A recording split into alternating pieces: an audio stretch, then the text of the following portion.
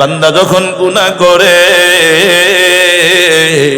জমিন ডাক দেয়া কয় আল্লাহ আপনার বান্দা নাফরমানি করে ধরে ফেলবো নিয়ে।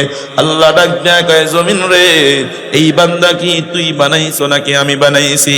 জমিন ডাক দেয়া কয় আল্লাহ বান্দা তো আপনার আপনিই বানাইছেন, এই বান্দার রিজিক কি তুই দাও না আমি দেই?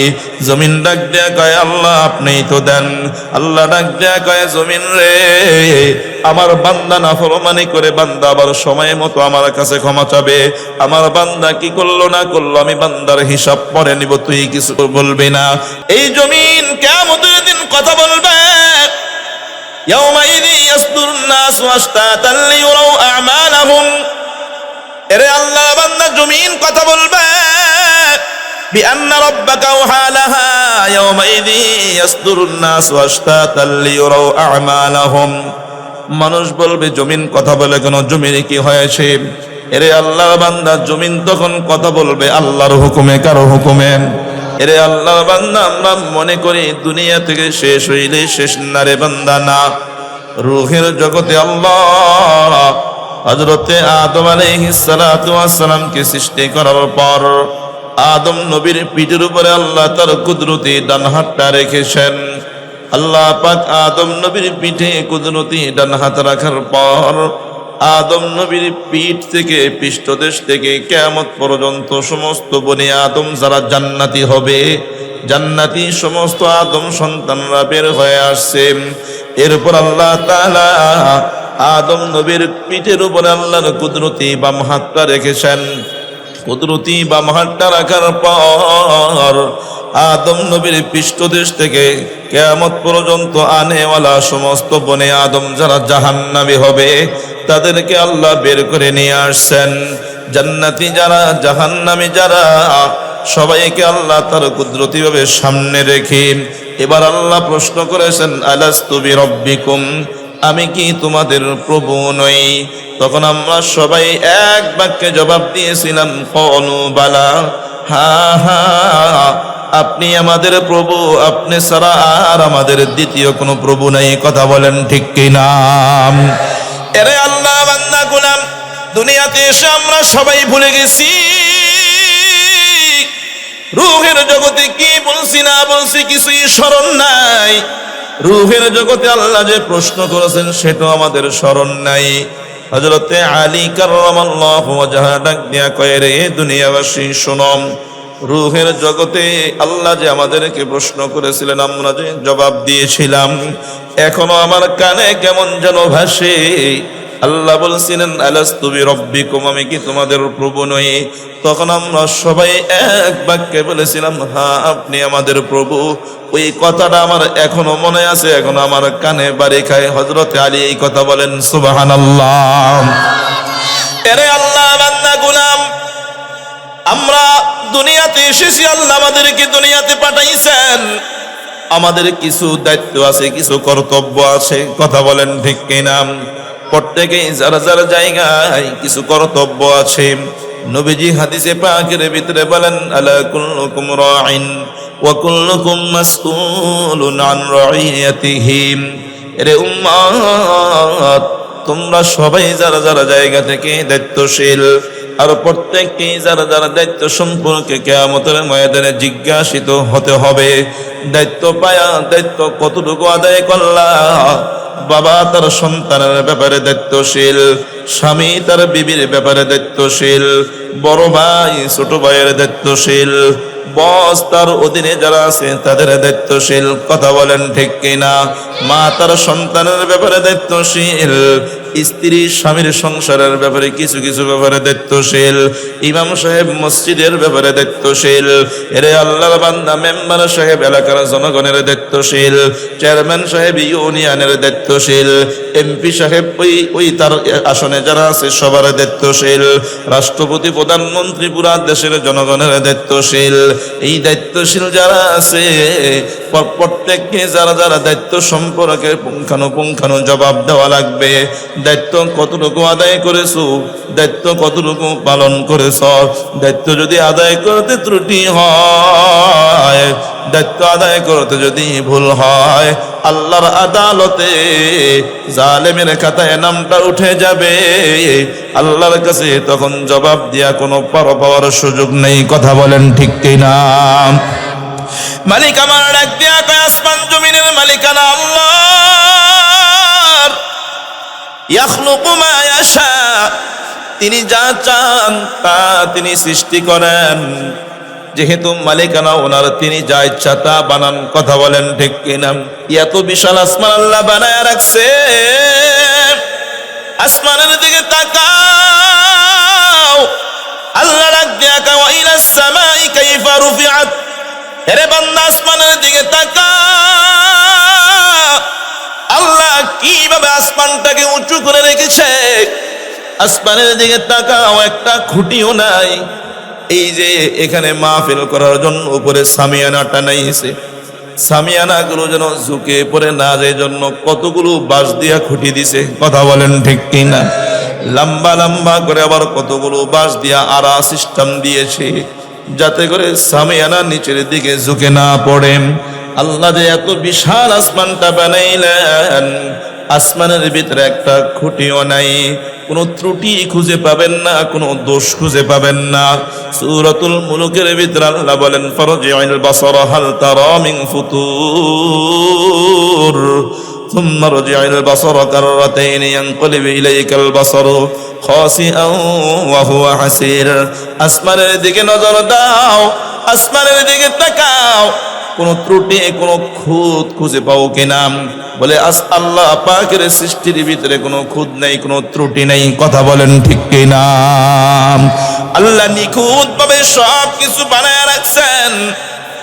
আল্লাহ বলেন, আসমান জমিনের মালিক আল্লাহ, তিনি যা চান তা তিনি বানান। এরপর আল্লাহ বলেন, ইয়াখলুকু মা ইয়াশা ইয়াহাবু লিমান ইয়াশাউ ইনাসা, তিনি যাকে চান তাকে তিনি কন্যা সন্তান দান করেন। বলেন তো, মেয়ে সন্তান দেওয়ার মালিক কে? আওয়াজ দেয়া বলেন কে? মেয়ে সন্তান, একমাত্র মেয়ে সন্তান দিতে পারে কে? এরপর আল্লাহ বলেন, ওয়ায়াহাবু লিমান ইয়াশাউ যুকুর, যাকে চান তাকে আল্লাহ ছেলে সন্তান দান করেন। ছেলে দেওয়ার মালিকও কে? আমাদের সমাজে দেখা যায় মেয়ে হইলে অনেকের মন খারাপ হয়ে যায়। কথা বলেন ঠিক কিনা? অনেক স্বামীরা এমন আছে, কিছু কিছু স্বামীরা এমন আছে, একাধিকবার যদি তার মেয়ে হয়, শুধু মেয়ে হয়, ওই নরপিশাচ স্বামী তার স্ত্রীকে মারে, মেয়ে কেন জন্ম দিলে? রে আল্লাহর বান্দা, মেয়েটাকে স্ত্রী বানাইছে না আল্লাহ বানাইছে? আওয়াজ দিয়া বলেন, কে বানাইছে? আল্লাহ বানাইছে। মেয়ে হইলে মন খারাপ হওয়া, এটা কোনো মুমিনের চরিত্র হতে পারে না।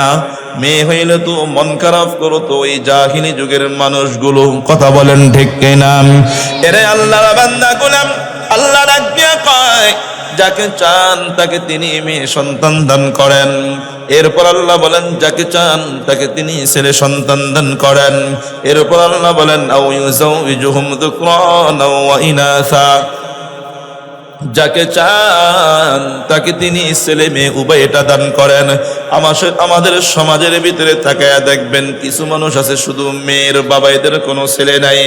এমনও বহু মানুষ আছে ছেলের আশায় আশায় সন্তান নিতে নিতে 7 জন 8 জন পর্যন্ত মেয়ে হয়েছে। কথা বলেন ঠিক কিনা? আবার কিছু মানুষ এমন আছে ছেলের আশায় সন্তান নিতে নিতে, মেয়ের আশায় সন্তান নিতে নিতে 7 8 10 জন ছেলে হয়েছে, কোনো মেয়ে নাই। যার মেয়ে নাই সে ছেলের জন্য মেয়ের জন্য কান্দে, যার ছেলে নাই সে ছেলের জন্য কান্দে, যার ছেলে মেয়ে উভয় একজনও নাই সে উভয়টার জন্যই কান্না করে। কথা বলেন ঠিক কিনা? এখানে যারা আছি অনেকে শুধু মেয়ের বাবা, তাদের কোনো ছেলে নাই। আবার অনেকে এমন আছি যারা শুধু ছেলের বাবা, তাদের কোনো মেয়ে নাই। আবার অনেকে এমন আছি যারা ছেলে মেয়ে উভয়টার মালিক। আবার কিছু কিছু লোক হয়তো এমন থাকতে পারে, বিবাহ করেছে অনেক বছর হয়ে গেছে, কোনো সন্তানাদি হয় না। কথা বলেন ঠিক কিনা? এরে আল্লাহ বান্দা গোলাম, আমাদের সমাজের কিছু কিছু মানুষ সন্তান না হইলে মাজারে গিয়া সন্তান চায়, সন্তান না হইলে বিভিন্ন দরবারে গিয়া গিয়া সন্তান চায়। কোনো দরবার, কোনো মাজার, কোনো দরগা দুর্গাওয়ালা সন্তান দিতে পারে না। সন্তান দেওয়ার মালিক একজন, চিল্লায়া বলেন তিনি কে? আল্লাহ বলেন ওয়ায়াজআলু মান ইয়াশাউ আকিমা, যাকে চান তাকে তিনি কোনো সন্তান দেন না, নিঃসন্তান বানায় রাখেন। ছেলেও দিবেন না, মেয়েও দিবেন না, ইচ্ছা কার? কাকে শুধু মেয়ে দিলে ভালো হবে জানে কে? কাকে শুধু ছেলে দিলে ভালো হবে জানে কে? কাকে ছেলে মেয়ে উভয়টা দিলে ভালো হবে জানে কে? কাকে কোনোটা না দেওয়াটাই ভালো হবে জানেন কে? আল্লাহ জানেন কাকে কোনটা দিলে তার ভালো হবে, কোনটা দিলে বান্দা বান্দির ভালো হবে আর মন্দ হবে। আল্লাহ বান্দার ভালো মন্দের দিকে তাকাই তাকে ছেলে মেয়ে সন্তান দেন। কথা বলেন ঠিক কিনা? এরে আল্লাহ বান্দা গোলাম, এই আয়াতের ভিতরে আল্লাহ আগে মেয়ে সন্তানের কথা বলেছেন। আল্লাহ বলেন ইয়াহাবু লিমান ইয়াশাউ ইনাসা, যাকে চান তাকে আল্লাহ মেয়ে সন্তান দেন। উলামায়ে কেরামগণ লিখে আয়াতের ভিতরে আল্লাহ চাইলে আগে তো ছেলের কথা বলতে পারতেন, আগে মেয়ের কথা বলছেন, তারপরে ছেলের কথা কেন বলছেন? বলে উলামায়ে কেরামগণ লিখে যেই ঘরে আগে কন্যা সন্তান জন্মগ্রহণ করবে, যেই ঘরে আগে মেয়ে সন্তান জন্মগ্রহণ করবে, ওই ঘরে কেমন যেন আল্লাহর রহমতের দরজা খুলে দেওয়া হয়। সুবহানাল্লাহ। আগে কন্যা সন্তান হওয়া ভাগ্যবান হওয়ার আলামত। এরে আল্লাহর বান্দা গোলাম, অথচ আমরা উল্টাটা চাই। আমরা চাই আগে ছেলে হোক। কথা বলেন ঠিক কিনা? ছেলে দিয়া কি সব মানুষ খুশি আসেনি? কথা কয় না। ছেলে দিয়া কি সব বাবা সুখে আসেনি? ছেলে দিয়া সব মা সুখে আসেনি? আবার মেয়ে দিয়া কি সব বাবা সুখে আসেনি? মেয়ে দিয়া কি সব মা সুখে আসেনি? বলে না না না, সন্তান যদি সন্তানের মতো সন্তান না হয়, সন্তান যদি আব্বা আম্মার বাধ্যগত না হয়, ওই সন্তানটা মা বাবার জন্য বিপদের কারণ হয়। কথা বলেন ঠিক কিনা? ওই সন্তানের কারণে মা বাবা কত চোখের পানি জড়ায়, ওই সন্তানের আচরণে মা কতভাবে কত ব্যথিত হয়, ওই সন্তানের কারণে মা সমাজের ভিতরে কত লাঞ্ছিত অপমানিত হয়।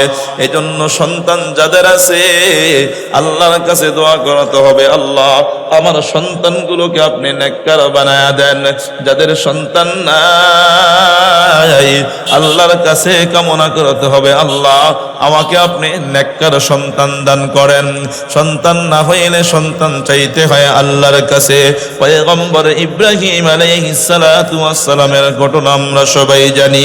পয়গম্বর ইব্রাহিম আলাইহিস সালাতু ওয়াস সালাম বিবাহ করেছেন, অনেক বছর হয়ে গেছে, কোনো সন্তান আল্লাহ ইব্রাহিমকে দেন নাই। ৮৬ বছর হয়ে গেছে, সন্তান নাই। বয়স হয়ে গেছে, ইব্রাহিম নবীর সন্তান নাই। ইব্রাহিম আলাইহিস সালাতু ওয়াস সালাম আল্লাহর কাছে দোয়া করতেছেন, রব্বি হাবিলি মিনাস সলিহিন, আল্লাহ আমাকে নেককার সন্তান দান করেন। এরে আল্লাহর বান্দা গোলাম, মালিক আমার ডাক দিয়া কয় ফাবাশশারনাহু বিগুলামিন হালিম।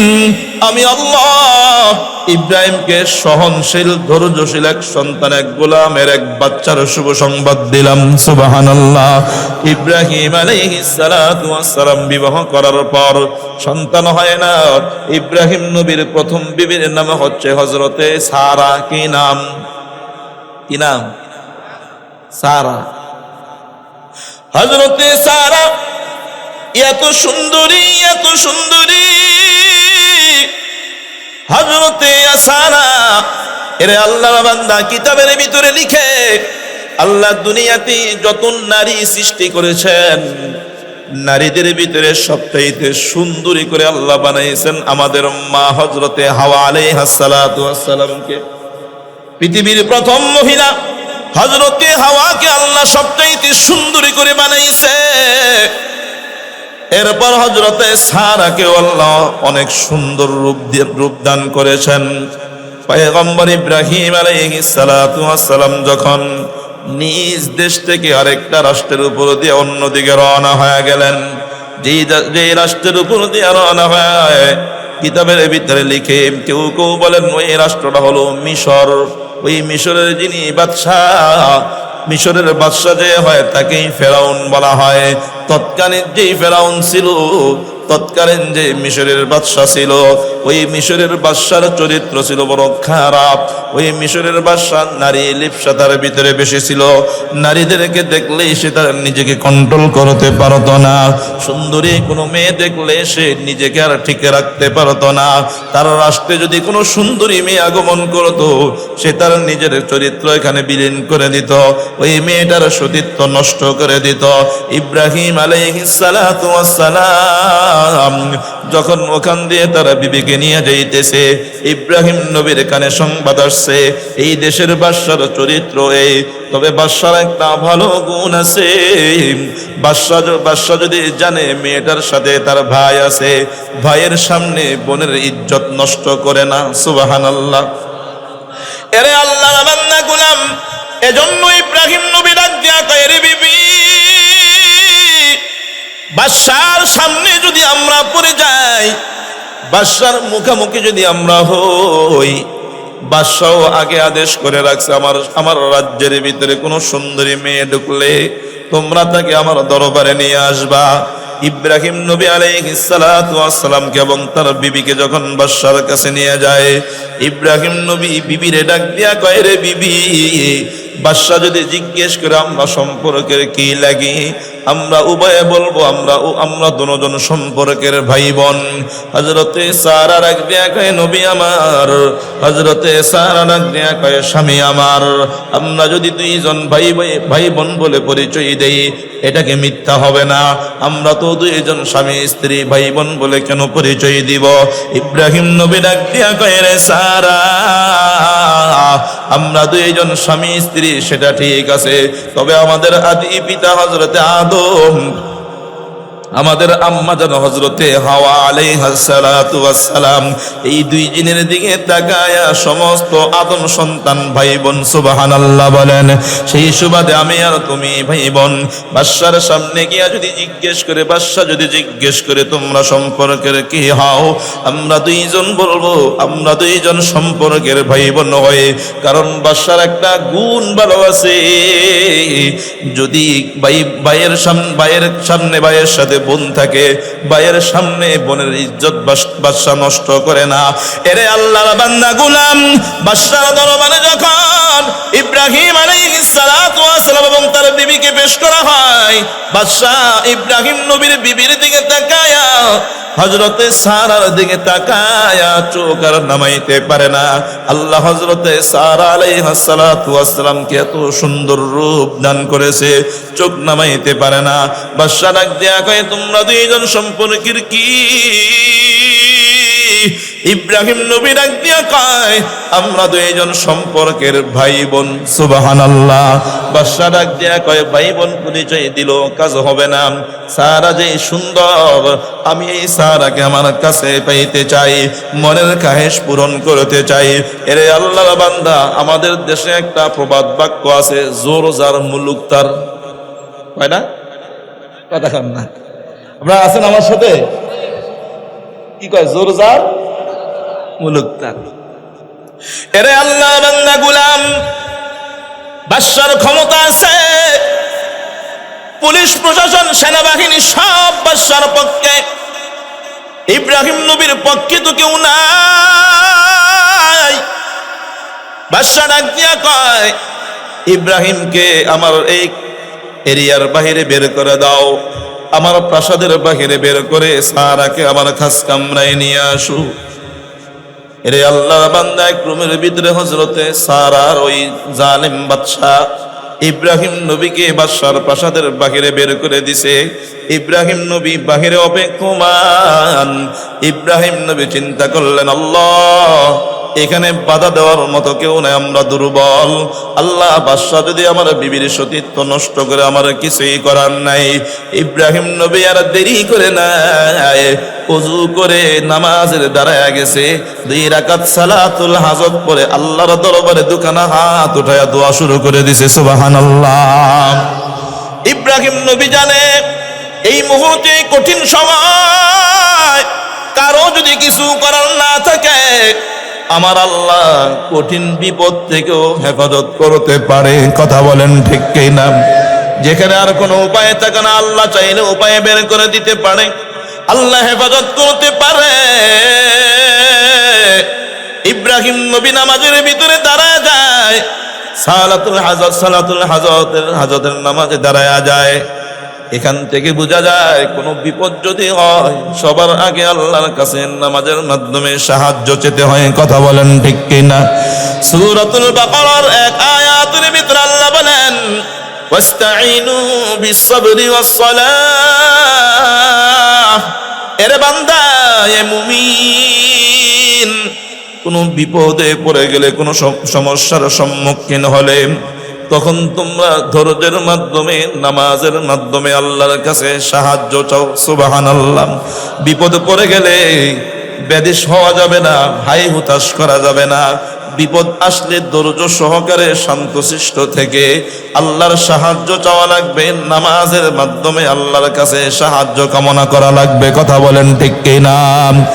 ইব্রাহিম আলাইহিস সালাতু ওয়াস সালাম ওই বিপদের সময় নামাজের ভিতরে দাঁড়ায় যায়, আল্লাহর সামনে নামাজে দাঁড়ায়া আল্লাহর দরবারে প্রার্থনা করতেছে, গো মালিক, যার কেউ নাই তার তো আপনি আছেন। কথা বলেন ঠিক কিনা? যার কেউ নাই তার কার আছে? কে আছে? কথা বলেন, কে আছে?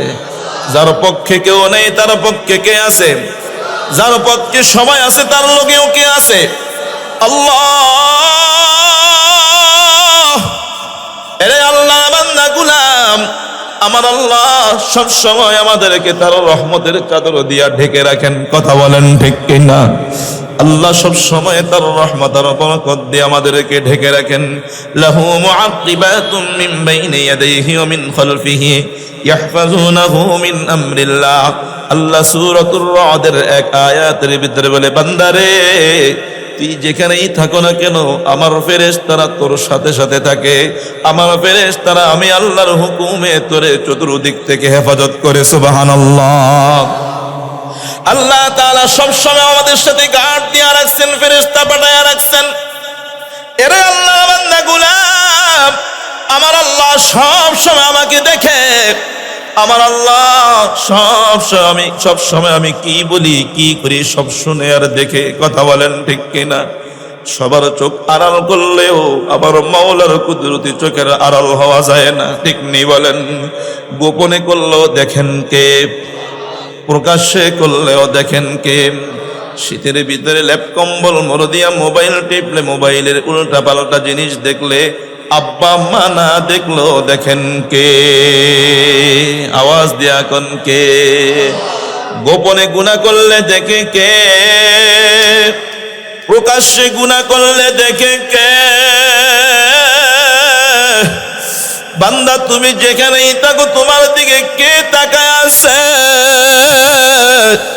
আমরা তো মনে করি নির্জন হয়ে গেলে, একা হয়ে গেলে, এখন আমার রুমের ভিতরে আমার মা নাই, আমার রুমে আমার বাবা নাই, আমার রুমে অন্য কেউ নাই, আমি একা যা ইচ্ছা তাই করতে পারি না। রে বান্দা না, মালিক আমার ডাক দিয়া কয়, আলাম ইয়ালাম বিআন্নাল্লাহা ইয়ারা। বান্দা কি এটা মনে করছে তাকে কেউ দেখে না? কেউ না দেখলেও একজনে দেখে, তিনি হইলেন আল্লাহ। সুবহানাল্লাহ। এরে আল্লাহ বান্দা গুলাম, আমার আল্লাহ ঘুমায় না, আমার আল্লাহর তন্দ্র আসে না, জিমানেও আসে না। বান্দা কখন কোন প্রয়োজনে মাওলাকে ডাক দেয়। আল্লাহ যদি ঘুমায়া থাকে, বান্দার ডাকে কে সাড়া দিবে? লা তাখুযুহু সিনাতুন ওয়ালা নাওম। বান্দা গভীর রাত্র বিপদে পড়তে পারে, আল্লাহ যদি ঘুমায়া থাকে, বান্দার ডাকে সাড়া দিবে কে? এজন্য আল্লাহ বলে, আল্লাহকে তন্দ্রা ঘুম কিছুই আল্লাহকে স্পর্শ করে না। সুবহানাল্লাহ। আর জোরে বলেন না সুবহানাল্লাহ। হযরতে ইব্রাহিম আলাইহিস সালাতু ওয়াস সালাম নামাজে দাঁড়ায়া যায়, নামাজে দাঁড়ায়া মালিকের কাছে সাহায্য চায়। আল্লাহ, আমার স্ত্রীর ইজ্জতকে চরিত্রহীন বাদশার হাত থেকে আপনি হেফাজত করেন। আল্লাহর কাছে চাইতে জানলে আল্লাহ কবুল করে কিনা? কথা কন না কেন? আল্লাহর কাছে চাইতে জানলে আল্লাহ কবুল করে তো? আল্লাহ তাআলা ইব্রাহিম নবী যেখানে বসা ওখান থেকে বাদশার একদম খাস কামরা পর্যন্ত পুরাটা এমন করে দিছে যে ইব্রাহিম নবী হাজারো দেয়ালের মাঝে, হাজারো অন্তরালের আড়াল থেকে, দূর থেকে ইব্রাহিম নবী সরাসরি সবকিছু দেখতেছে কি হচ্ছে না হচ্ছে। সুবহানাল্লাহ। আল্লাহ এটা কেন দেখার ব্যবস্থা করে দিলেন? স্বামী হিসাবে স্ত্রীর প্রতি একটু সন্দেহ আসতে পারে।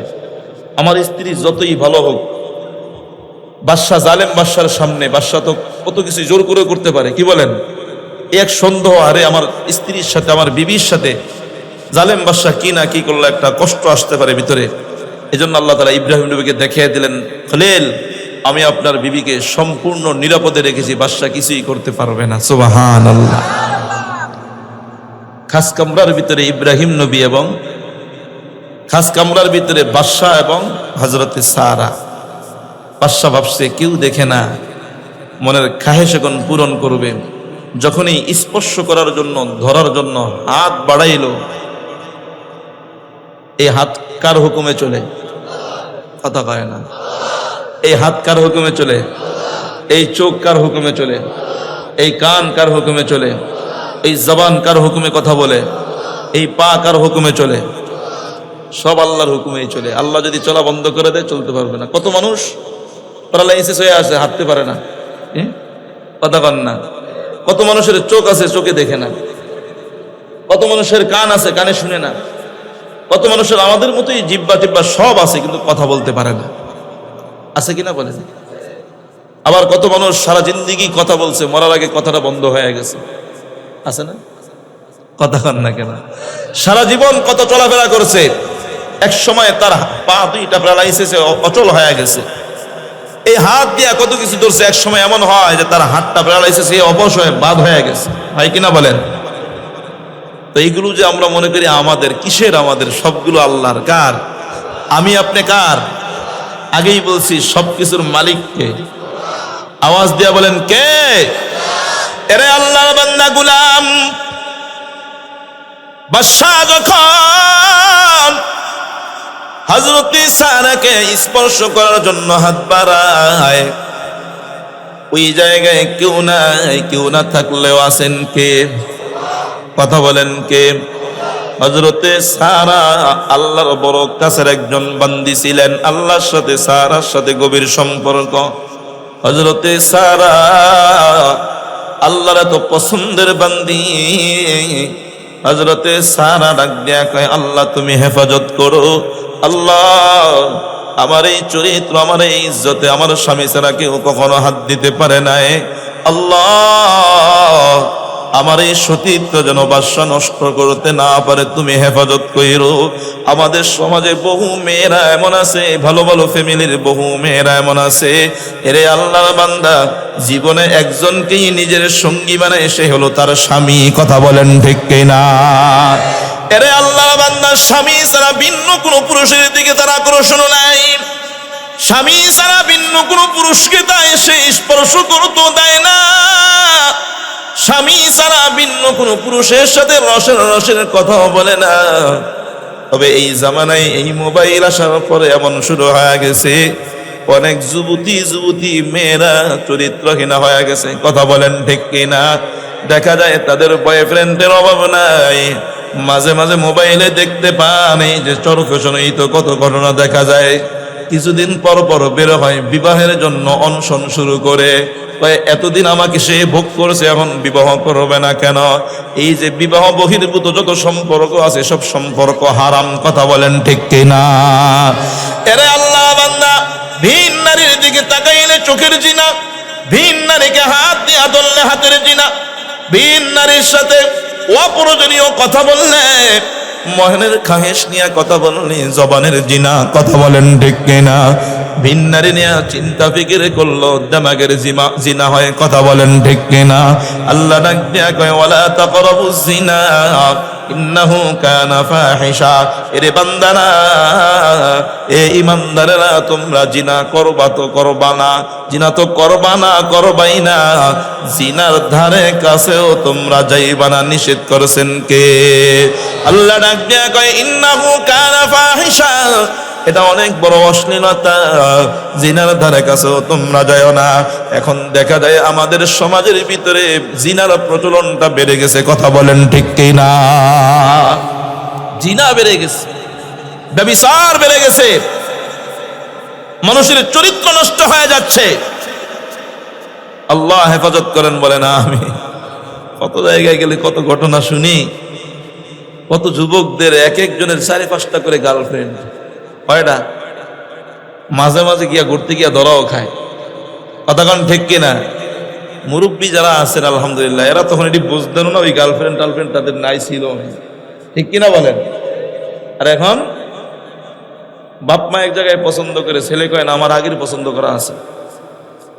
মেয়ের বিবাহ দেওয়ার জন্য বাপ মা এক জায়গায় পছন্দ করে, মেয়ে কয় না আমার আরেক জায়গায় পছন্দ আছে, ওনে বিয়া না দিলে আমি বিষ খেয়ে মরেই যাবো, কথা কন না কেন? আসেনি? বাপ মা খুব বিপদে আছে, সন্তান নেই। আল্লাহ হেফাজত করেন, বলে না আমিন।